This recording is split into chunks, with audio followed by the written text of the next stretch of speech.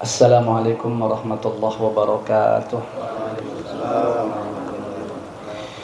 Bismillah, walhamdulillah, wassalatu wassalamu ala rasulillah wa ala alihi wa sahbihi wa man wala. Allahumma salli wa sallim ala sayyidina Muhammadin miftahi babi rahmatillah adada ma fi ilmillah, salatan wa salaman daimaini bidawami mulkillah wa ala alihi wa sahbihi adada kulli dzarratin alfa marrah wa la haula wa la quwata illa billah, amma ba'dah. Para tetuha, para sesepuh yang hadir, yang sama-sama kita muliakan, begitu pula Bapak Ketua beserta pengurus yang juga sama-sama kita muliakan, Syahibul Bait beserta seluruh keluarga dan seluruh jamaah yang hadir, yang mana semuanya saja kita doakan mudah-mudahan senantiasa diberikan Allah panjang umur fi sihhatin wa afiyah, taat beribadah kepada Allah Subhanahu wa taala. Allah mudahkan seluruh urusan-urusannya, Allah kabulkan segala hajat baiknya, Allah lancarkan rezekinya yang halal dan thayyiban, Allah istiqomahkan menapak di jalan yang diridhoi oleh Allah dan Rasulnya. Dan mudah-mudahan semuanya beserta seluruh keluarga senantiasa dilimpahkan Allah keberkahan hidup lahir batin dunia dan akhirat, amin ya rabbal alamin. Kita akan lanjutkan ke istiqomahan pelajaran kita, fa insyaallah sampai halaman 120, maqalah ke-20. Betul ya? Iya. Wabil isnadil ladzi yattasilu ilal musannif rahimahumullahu ta'ala wa nafa'ana bi ulumihim wa anwarihim wa asrarihim wa nafahatihim fid dharain, amin. Bismillahirrahmanirrahim. Makalah atau maqalah ke-20. An ba'dil hukama'i hina su'ila kaifa anta faqala ana ma'al maula 'alal muwafaqati wa ma'an nafsi 'alal mukhalafati wa ma'al khalqi 'alan nasihati wa ma'ad dunya 'alad darurati. Sebagian ulama ahli hikmah ketika ditanya kepada beliau, apa pertanyaan yang diajukan kepada beliau, bagaimana keadaanmu? Nah, maka beliau memberikan jawaban bergantung keadaan itu bersama siapa.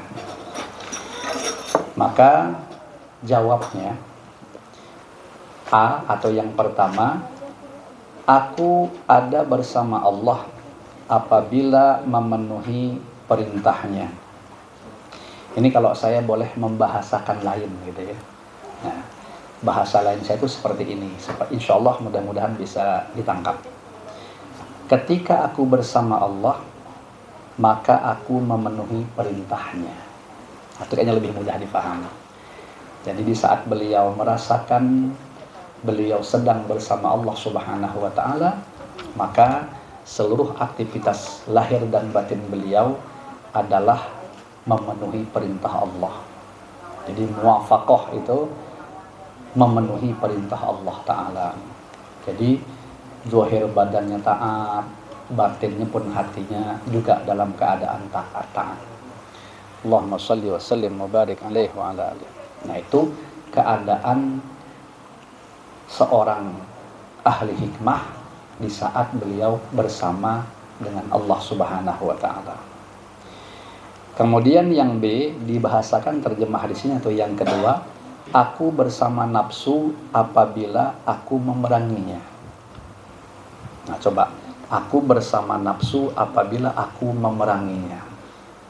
Agak aneh pahamnya. Saya ganti dengan bahasa saya tadi. Ketika aku bersama nafsu, maka aku akan memeranginya.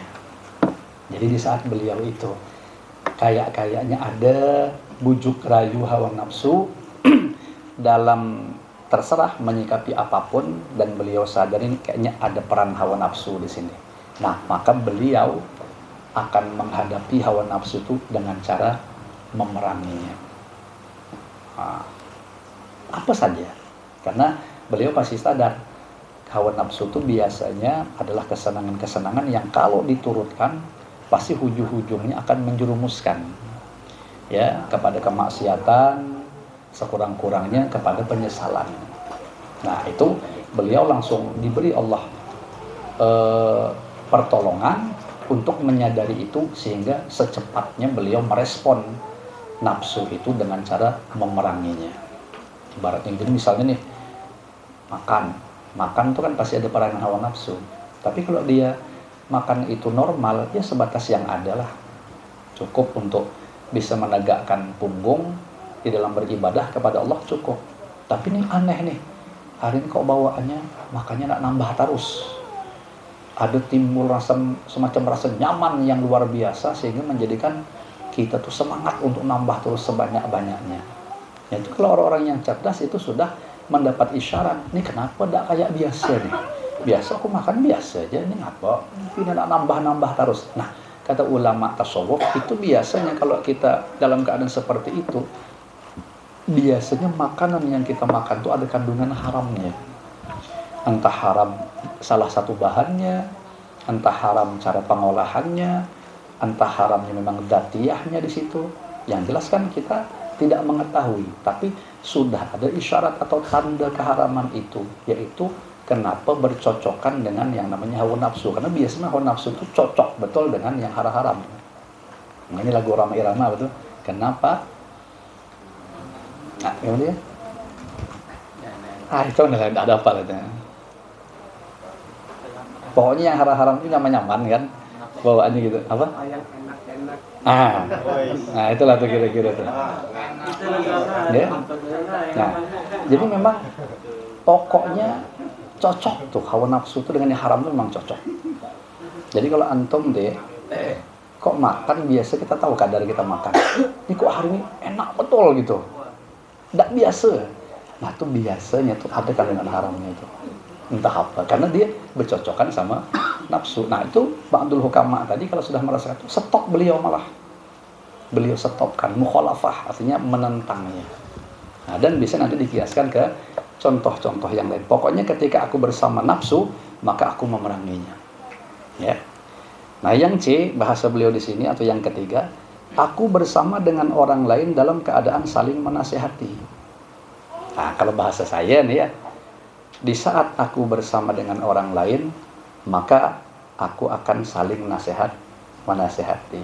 Jadi ketika kumpul, apa yang bisa menasehati, dan nasihat itu pengertiannya adalah selalu menginginkan kebaikan untuk orang lain. Itu nasihat namanya. Jadi hati kita tuh kalau melihat orang atau berkumpul dengan orang, pengennya orang tuh dapat kebaikan semuanya. Ya, nengok orang sakit, pengen dia dapat kebaikan berupa disembuhkan dari penyakitnya dengan kesembuhan yang membawa manfaat dan berkah. Nengok orang maksiat, pengen dapat kebaikan orang tuh berupa apa? Mudahan Allah sadarkan dia, Allah jadikan dia orang yang bertaubat, Allah terima taubatnya. Itu namanya menginginkan kebaikan, itu nasihat namanya. Nengok orang yang sudah banyak ibadahnya, orang yang bagus, dia menginginkan supaya ibadah itu terus meningkat dan ibadahnya diterima oleh Allah Subhanahu wa taala.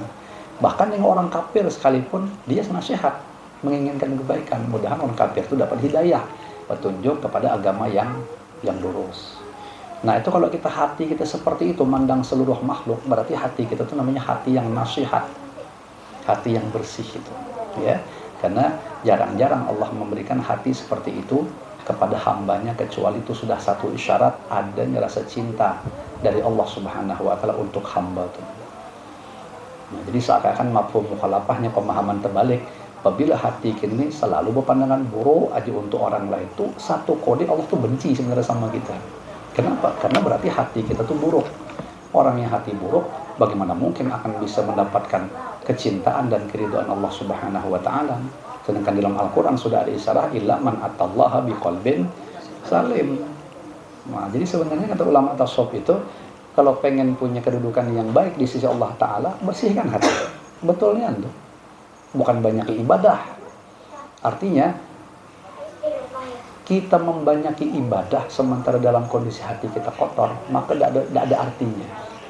Ya, tidak ada artinya. Dan antum ceklah, cari-cari riwayat-riwayat mana saja. Hampir semua sia-sia bagi orang-orang yang hanya memperbanyak ibadah. atau melama-lamakan ibadah besertaan dalam kondisi hatinya kotor, tidak mungkin mau. Bahkan kita akan sering mendapatkan contoh orang yang ibadahnya biasa-biasa saja, yang normal-normal saja, tapi beserta hati yang bersih. Itu yang justru luar biasa. Lihat aja sahabat Abu Bakar As-Siddiq. Pernah tidak terdengar informasi ibadahnya rajin sampai kayak wali-wali, sembahyang sehari malam berapa ratus rakaat begitu? Ada sebuah terdengar. Tapi coba siapa yang meragukan kebersihan hatinya sahabat Abu Bakar As-Siddiq radhiyallahu anhu. Nah, di situ satu isyarat. Jadi kalau ketika aku bersama dengan orang lain, dengan makhluk Allah, maka aku dalam keadaan saling menasehati.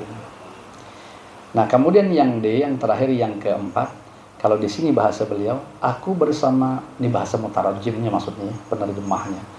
Aku bersama dunia ketika dalam keadaan darurat. Ini bisa kena lah, tapi kalau bahasa saya sedikit aja membedakannya, yaitu ketika aku bersama dengan dunia, maka aku akan mengambilnya dalam keadaan darurat. Jadi dunia itu kan pasti kita berkumpul, tapi aku tidak serta-merta tuh dihantuk terus dunia itu diambil. Dah. Mengambil dunia itu cukup hanya yang darurat-darurat saja. Istilahnya gitu. Nah, ini kan ba'dul hukama nih.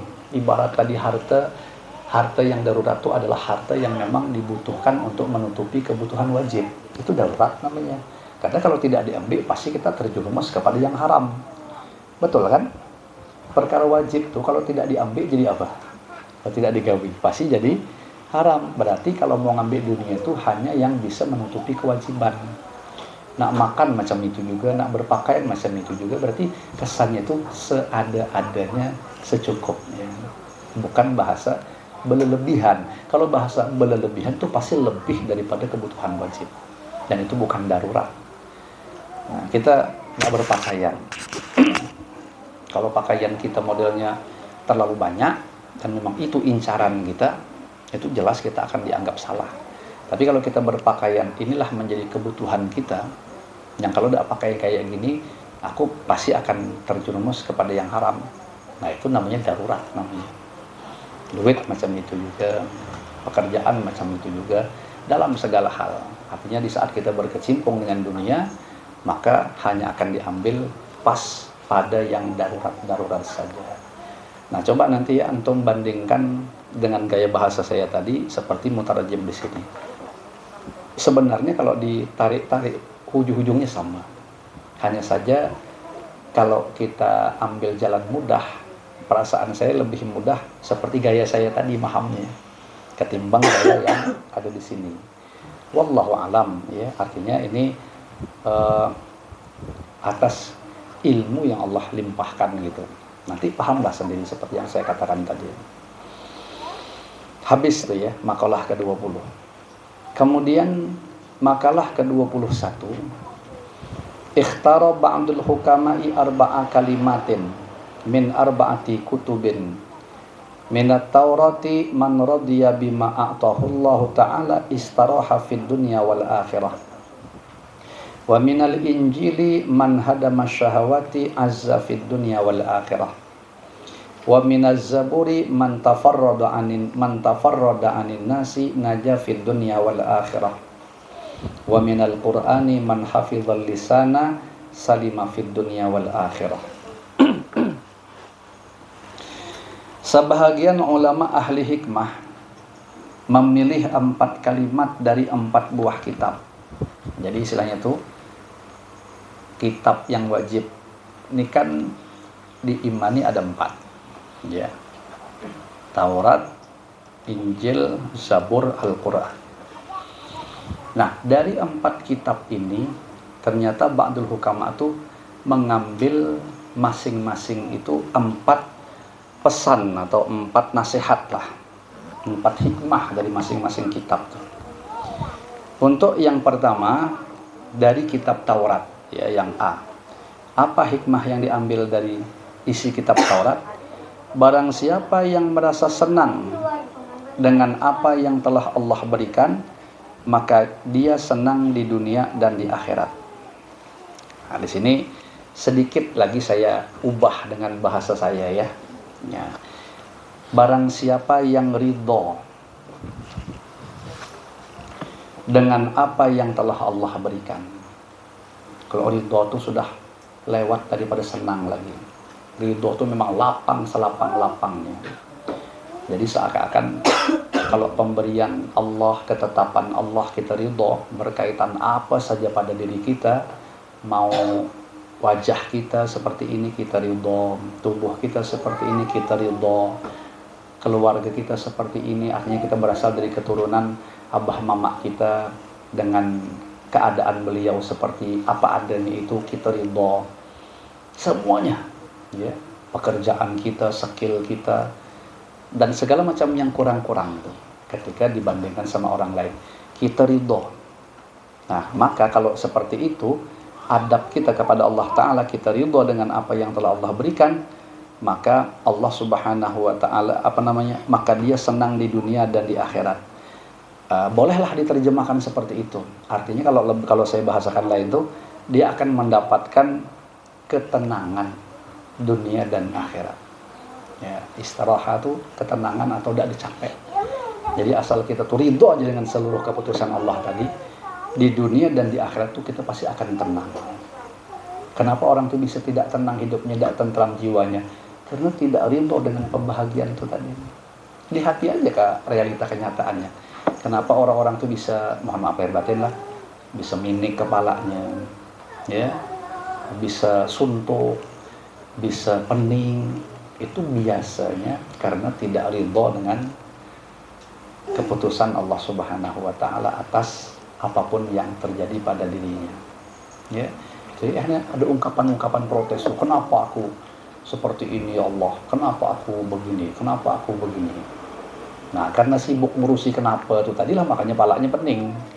Dan itu pasti tidak akan pernah dia mendapatkan ketenangan hidup. Coba, alhamdulillah ya Allah, makasih telah menggariskan hidupku seperti ini. Apa dari tenang jadinya? Jadi pasti tidak akan sibuk ngurusi perbandingan sama orang lain.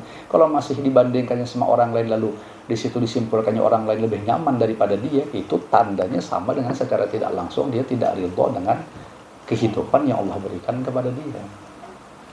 Nah, satu ya. Jadi saya bahasakan tadi apa? Siapa yang ridho dengan apa yang telah Allah berikan, maka dia akan tenang di dunia dan di akhirat. Hatinya tenang, maksudnya tenang. Yang kedua atau yang B dari kitab Injil. Hikmah apa yang dipetik kata-katanya dari kitab Injil? Barang siapa dapat menundukkan syahwat, maka dia kuat di dunia dan di akhirat. Nah, di sini lagi-lagi saya ganti. Kalau saya ganti ya, satar awalnya, syaratnya itu maksudnya. Barang siapa yang dapat menundukkan syahwat, maka dia akan mulia di dunia dan di akhirat. Saya ganti bahasa kuat itu menjadi mulia, karena bahasa Arabnya di sini disebutkan azza. Jadi siapa yang menundukkan nafsunya, yang mengajak kepada keburukan-keburukan, mau tuh dia tundukkan, artinya dia mampu mengalahkan hawa nafsunya, pasti hidupnya mulia di dunia dan di akhirat. Lalu kita saksikan kenapa ada orang lawannya mulia, Pak? Hina. Betul ya? Ceklah di mana-mana nih di kehidupan kita nih sehari-hari, entah itu kita sendiri pernah mengalaminya, entah itu kawan kita, entah itu keluarga kita. Apabila orang mengikuti hawa nafsunya, dia terjerumus dalam hawa nafsunya, yang terjadi hidup dia menjadi hina. Ya tolong tidak cek dewe. Jadi kalau kita ketemu ada orang-orang yang dihinakan oleh Allah Ta'ala, itu pasti gara-gara dia memperturutkan hawa nafsu. Betul kan? Banyak ada orang mulia jadi hina gara-gara kalah sama hawa nafsu ya. Banyak kan? Nah, berarti mafhum mukhalafahnya, siapa yang bisa mengendalikan hawa nafsunya, dia akan tetap menjadi mulia. Oke. Itu yang hikmah diambil dari yang kitab Injil. Kemudian C atau yang ketiga, hikmah yang diambil dari kitab Zabur. Barang siapa berdikari maksudnya tidak mengharapkan pemberian orang lain. Nah, tidak apa ya, tidak mengharapkan pemberian, tidak dompleng lah gitu, tidak bergantung. Mandiri boleh, mandi sendiri ya. Iya, mandi sendiri kan. Berdikari mandiri, tidak ada bergantung ke orang lain. Ya, maka dia selamat di dunia dan di akhirat. Nah, ini bahasanya mandiri atau berdikari. Kalau saya boleh membahasakan lain lah, boleh membahasakan lain, yaitu maksudnya barang siapa yang meninggalkan untuk berkumpul bersama orang lain, maksudnya uzlah tuh, nah. Jangan tapi hobi berkumpul, tapi sering-seringlah sendiri. Apa yang digawi sendiri itu? Dia memperbaiki hidup. Kenapa? Karena kalau orang tuh bisa tidak ada hobi berkumpul, maka amal ibadah ini hampir dipastikan istiqomah. Nah, coba cek deh kalau ada dulu saya. Buktinya kita kalau dalam kondisi sendiri, kecuali ya hal-hal yang memang dituntut harus bersama orang lain, kayak jamaah, ya jamaah atau apakah misalnya. Kalau tidak tuh lebih senang menyendiri yang uzlah, tidak hobi berkumpul orang. Itu ibadah apanya dia gawi, insya Allah ledaknya jelas dia rasakan, maksiatnya jelas kurang, dan keistiqomahan akan didapat. Kalau kita hobi berkumpul sama orang, macam mana kita nak istiqomah? Ada wiritan nih, tahu datang kawan, nah, terpaksalah tinggalkan dahulu aja kawan. Nah, coba kalau ada kawan, tidak ada yang bakal mengganggu kita. Nah, saya nangkapnya itu seperti itu, hikmah yang terdapat di dalam kitab Zabur itu. Ya, tafarrada anin nasr, meninggalkan manusia maksudnya. Ya, uzlah tadi, ya menyendiri itu maksudnya. Maka dia dengan bagusnya menyendirinya itu, uzlahnya itu, sehingga istiqomahlah di dalam segala kebaikan-kebaikan. Bagaimana mungkin dia tidak selamat dunia dan akhirat? Yang menyebabkan kita tidak selamat itu gara-gara hobi berkawan. Itulah makanya tadi itu hobi berkumpul. Sebentar nyambati orang, ibaratnya. Ya. Nah, kemudian yang terakhir dari Al-Quran, barang siapa yang dapat memelihara lisannya, maka dia selamat di sini bahasanya, selamat dunia dan akhirat. Nah, betul. Yang menturutkan kita itu adalah gara-gara kebanyakan lisan. Ya. Nah, jadi kalau kita mampu melihara lisan kita, mesti kita akan selamat dunia dan akhirat. Karena yang bisa membahayakan kehidupan dunia akhirat kita itu adalah bersumber dari yang namanya lisan. Entah isinya dusta, entah isinya ghibah, entah isinya namimah, entah isinya segala macam yang namanya maksiat-maksiat lisan itu. Yang akhirnya gara-gara itu menjadikan kita tidak selamat. Ya, coba jadi kehidupan sehari-hari, banyak ada orang yang kena efek buruk gara-gara lisannya. Salah bercakap, tampar orang, salah bercakap, tumbuk orang, salah bercakap lah. Nah, coba kalau tidak ada bercakap, apa ini ditumbuk? Kecuali numbuknya gila. Mau kamu ini antum nih dia menjadi harapan orang tua, buk ditumbuk orang mau macam itu. Tidak, pasti tidak mau kan. Tapi kalau kita salah bercakap, wah itu masih ada efeknya. Ya, nah ujung-ujungnya ya tak selamat tadi itu. Ruwiya annahu sallallahu alaihi wasallam qol al-afiyatu asyratu ajza'in tis'atun fis sumti wal ashiru fil uzlati anin nasi. Rawahu Ad-Dailami. Diriwayatkan bahwa Nabi Shallallahu Alaihi Wasallam bersabda, keselamatan itu ada 10 bagian, keselamatan hidupnya. 9 bagian ada pada diam. Wah, kalau 10 banding 10 tuh 9-nya berapa tuh? 9% berarti ya. 90%. Ya betul ya? 9-nya 90% berarti. Jadi keselamatan itu terdapat 90% ada pada diam. Nah, dan bagian ke-10 ada pada uzlah dari pergaulan manusia. Uzlah tadi apa? Menyendiri. Yang ke-10-nya, artinya 10%-nya itu ada pada uzlah. Uzlah itu apa? Tidak mau bergaul sama orang, kecuali darurat. Baru bergaul. Selagi bisa dihindari, lebih selamat dihindari. Macam mana bergaul yang membawa manfaat nih? Macam ini nih, hadir ke majelis. Ya, kenapa? Karena membawa manfaat. Buktinya ada nasihat-nasihat, kita tidak ada macam ini, lebih bagus surangan. Tapi surangan jangan pegang HP juga. Kalau pegang HP sama dengan orang juga. Karena hati kita pasti akan bereaksi. Ikut tak aduk-aduk dengan apa yang kita lihat di HP kita. Jadi kalau mau uzlah tuh memang tinggalkan sekalian HP-nya. Atau bawa HP, tapi yang disetel kayak YouTube dengan dengarkan ceramah-ceramah untuk tafakur. Itu baguslah. Tapi kalau sampai ikut berkomentar juga di Facebook misalnya, macam mana dia mau uzlah macam itu awak, cuman sendirian, hakikatnya dia tetap bersama-sama dengan orang, ya. Nah, istilahnya begitu. Makanya Rasulullah, bahasa kelas Rasulullah pun dididik oleh Allah Ta'ala tuh beruzlah, berkhalwat. Kayak sekian hari beliau naik ke atas gunung tuh, ya, ke gua Hira. Nah, ya betul, wahyu pertama kan.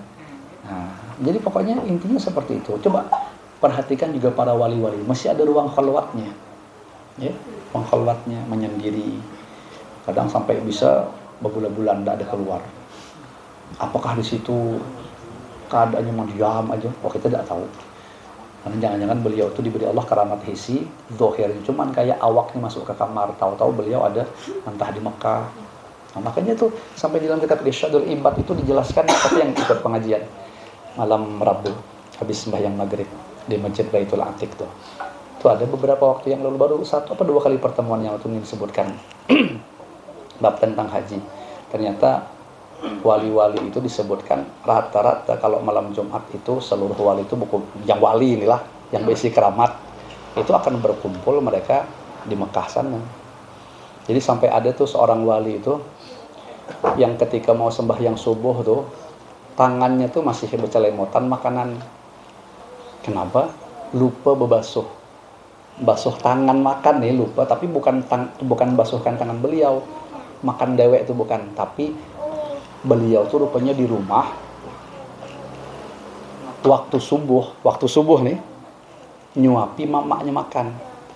Ternyata ibaratnya di Masjidil Haram sudah dalam kondisi mau qomat, tidak sempat membasuh tuh, keburu hadir ikut sholat berjamaah di Masjidil Haram. Wali, jadi kayaknya yang menceritakan ini kelasnya lebih tinggi lagi. Jadi ditanya berapa, kenapa pian tuh tangannya bercelumbutan, lupa tadi basuh karena ngejar tadi tuh. Berapa jarak rumah pian tuh ke Masjidil Haram? 7.200 km. Coba bayangkan. Jadi sekedipan langsung. Nah, itu kalau diukur 7.200 km, perasaan saya dari sini tuh bisa sampai ke Jawa Timur sana, bisa lebih ya, lebih gitu ya. Nah, kalau salah tuh Indonesia ya, dari Sabang sampai Merauke itu tidak sampai ya. Nah, artinya dia lebih dari ujung timur Indonesia sampai ke ujung barat jaraknya, saking nak ngejar berjamaah tadi kan gitu kan ceritanya. Nah, jadi semua kata-kata wali yang diberi Allah keramat itu di malam Jumat itu mengejar sembahyang berjamaah di sana semua. Nah, kita tidak tahu istilahnya begitu. Makanya kita disuruh selalu berbaik sangka. Nah, macam itu tuh modelnya. Ya. Jadi yang saya maksud tadi, itulah yang kita tidak tahu. Ulama uzlah sampai berbulan-bulan, mungkin aja perasaan kita kayaknya beliau cuma diam di ruang itu, bukan kita tahu. Jangan-jangan beliau tuh melanglang buana. Cuman kelihatan di sini aja beliau ada di dalam kamar khalwatnya gitu. Ada tuh waktu saya mondok dulu tuh guru saya bercerita. Lupa saya nama walinya itu.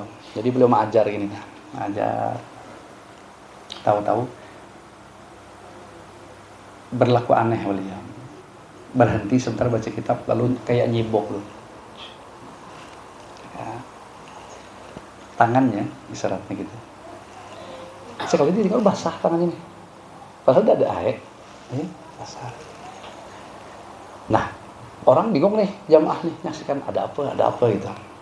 Nah, ternyata jawabannya itu beberapa hari setelah itu datang rombongan dari jauh kepada beliau. Kalau bahasa kita tuh rombongan jauh tuh di mana wadah Kiai Anu tuh rumahnya. Nanya ke orang-orang kan di sini wadahnya. Nah, ya Allah, ini akhirnya ketemu, baru terima kasih Kiai atas pertolongannya. Malah tidak kenal deh, bingung orang-orang nih. Saya tanya murid beliau, kenapa? Beberapa hari yang lalu kami melakukan perjalanan di laut, kapal kami itu karam. Jadi kami ini hampir bisa dikatakan mau tenggelaman semua. Untung beliau datang, menyelamatkan kami kemarin telah dipindahkan. Nah, jadi sebagai ungkapan terima kasihnya ngantarkan hadiah. Kapan kejadian? Beberapa hari yang lalu. Nah, tapi beliau di sini dikasih Allah tuh, jadi seakan-akan memberi pertolongan tuh pakai isyarat aja gitu. Ya. Nah, kalau bangsa antum punya keramat macam itu, mungkin bukan gini yang ini. Bahar itu. Nah, coba. Ya, nah, wallahu a'lam. Kita tidak ada percaya itu keramat. Nah, keramat merupakan memang sudah barang pokok yang ada di dalam kehidupan para kekasih Allah, wali-wali Allah. Jadi payahlah kita mau mengiktiraf, jangan coba-coba mengiktiraf. Apa mengiktiraf? Jangan coba-coba macam ungkapan protes itu, jangan coba-coba. Ya, nah, karena memang keramat itu satu kejadian luar biasa yang mirip seperti mukjizat. Bedanya kalau mukjizat itu para nabi, para rasul, kalau keramat ini memang dialami oleh para wali. Bedanya lagi apa? Kalau mukjizat memang harus diperlihatkan. Kalau keramat tidak boleh diperlihatkan kecuali hanya dalam keadaan darurat aja. Lebih banyak itu menyembunyikan. Bahkan ada ulama mengatakan seorang wali itu kalau beliau mengeluarkan keramat berdepanan itu sebenarnya lebih malu ketimbang beliau memperlihatkan dosanya. Kita nih kelihatan dosa kita oleh orang, malu kita. Supan wali itu kalau mengeluarkan keramat itu lebih malu daripada kita kelihatan dosa gitu itu. Jadi kalau bisa memang tersembunyi gitu. Itu menjadi rahasia beliau aja sama Allah Subhanahu wa taala. Karena kalau sudah bisa mengeluarkan keramat itu tandanya dia sudah punya kedudukan di sisi Allah. Cuma kadang-kadang ada wali itu mengeluarkan keramatnya itu biasanya untuk menumbuhkan semakin kuatnya rasa cinta kepada murid-muridnya. Nah, itu bisa seperti itu. Tapi umumnya jarang. Ya. Kemudian,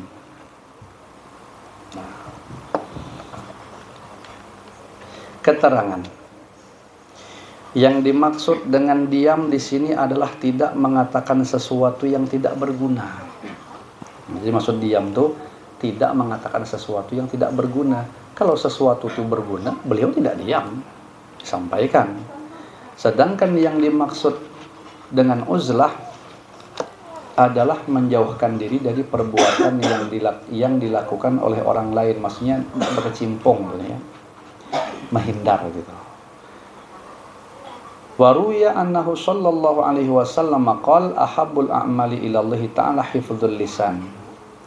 Diriwayatkan bahwa Nabi besar Muhammad sallallahu alaihi wasallam bersabda, amal yang paling dicintai Allah taala adalah memelihara lisan dari ucapan yang jelek, maksudnya yang tidak berfaedah dan menyakitkan hati orang lain.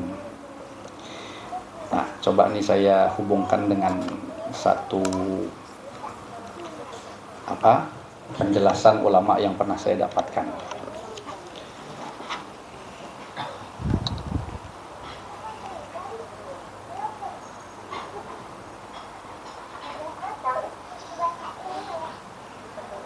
Bentar ya.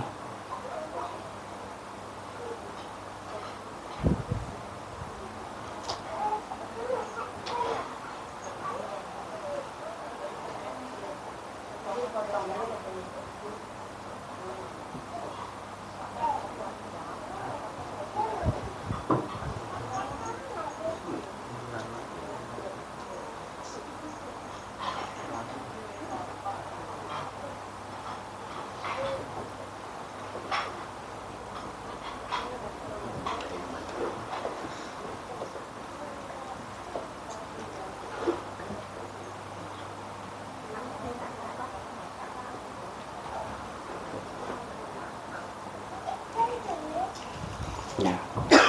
Itu kan tadi ceritanya kaitan dengan diam dan kaitannya juga dengan bicara. Jadi kan disebutkan tadi amal yang paling dicintai Allah Ta'ala, ujar junjungan kita Rasulullah SAW, adalah memelihara lisan dari ucapan yang jelek, yang tidak berfaedah. Berarti ada ucapan yang berfaedah. Nah, kalau dia berfaedah kita disuruh mengucapkannya. Kalau kita tidak berfaedah kita disuruh diam. Nah, sekarang di sini ada 9 perkara jika ingin berbicara. Maksudnya kalau pembicaraan dianggap baik itu di 9 ini. La khaira, mohon maaf, Imam Rabi' bin Husaim rahimahullah berkata, kata Imam Rabi' ini, la khaira fil kalami illa fi tis'in, tahlilin wa takbirin wa tasbihin wa tahmidin wa su'alika anil khairi wa ta'awdzika minasyarri wa amrika bil ma'rufi wa nahyika anil munkari wa qira'atikal qur'ana. Tidak ada kebaikan dalam berbicara kecuali pada 9 perkara.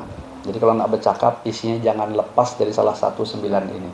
Kalau nak membunyikan mulut, pertama tahlil, berarti la ilaha illallah. Nah, nak bercakap, ucapkanlah itu. Yang kedua takbir, Allahu Akbar. Yang ketiga tasbih, subhanallah. Yang keempat tahmid, alhamdulillah. Yang kelima, engkau bertanya tentang kebaikan. Nah, kita bertanya tentang ilmu-ilmu agama. Nah, bercakaplah. Yang keenam, engkau meminta perlindungan dari keburukan. Ta'awudz. A'udzubillahi minasyaitonirrajim. A'udzu. Ya. Nah, itu cakapnya yang keenam. Yang ketujuh, engkau memerintahkan kepada yang ma'ruf. Istilahnya amar ma'ruf. Ada kesempatan kita nasihati orang. Nah, lakukan itu. Yang ke-8, engkau melarang dari yang mungkar, nahi mungkar. Ada kawan bakal melakukan kejahatan atau maksiat, kita cegah. Nah, berbunyilah muntung kita. Jangan didiamkan malah. Nah, yang terakhir yang 9, engkau membaca Al-Qur'an. Jadi kalau Anda bercakap, itu cakapnya. Selain itu, seakan-akan kalau bisa lebih bagus, diam. Nah, kira-kira begitu.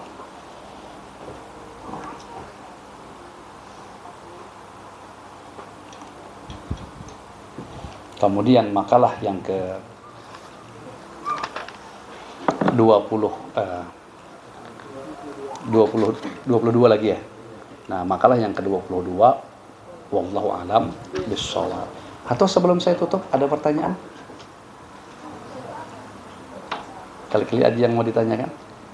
Kalau tidak ada, ya kita cukupkan.